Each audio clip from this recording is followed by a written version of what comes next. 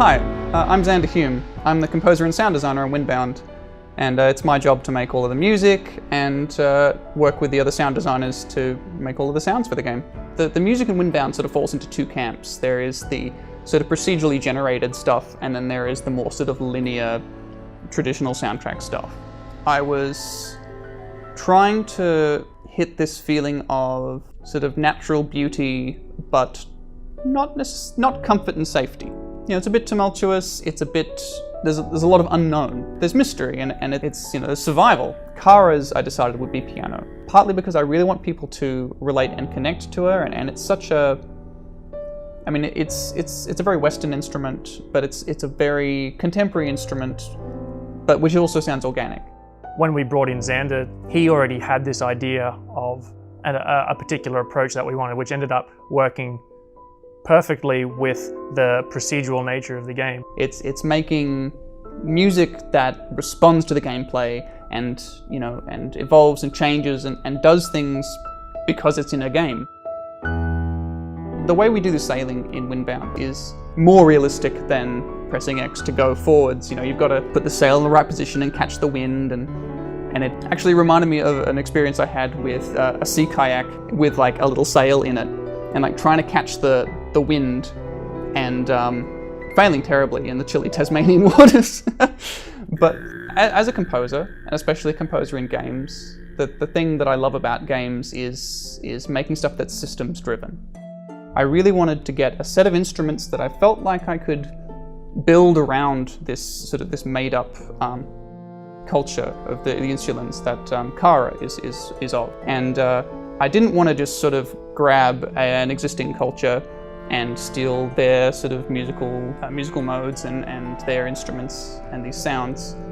The Gloom Harrows have the Turkish ney, shakuhachi flute, whereas there's Belarusian cymbalum for the Planestalkers. Sounds from all sorts of different cultures, but that I felt like could mesh and blend and then be used in new ways. As you go throughout the world, the music itself is all procedurally generated with these unique instruments for each creature.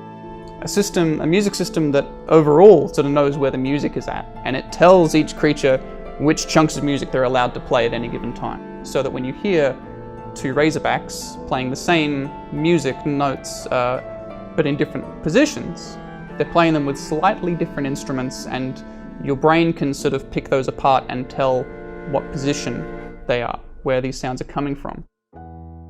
I didn't want to give them this sort of alien or electronic sounds at all. So it's mostly recordings of props and voices and stuff slowed down or pitched up. Like the blink, the sort of little rabbit thing, that's actually just me going like, and you speed it up and you get this sort of thing. Or the Razorbacks, I get a bucket and you sort of oink into that and so when they get hurt. Not only are the creatures having the unique sounds, so that as you started hearing them in the distance, you could tell that, oh, okay, there are some Razorbacks over in this direction, or there is a Planestalker over in that direction. You could have a relatively peaceful experience, but then you get that eerie sound of you know that there's a predator moving in towards you. Well, the Nautilus was once again a big challenge because it's such a key thing. Yeah, it's a really important part of the game, and just this core of the narrative is all about the Nautilus. In the end, I settled for bassoon. Whenever you're in the crossing, that's between two stages of the game, you hear this I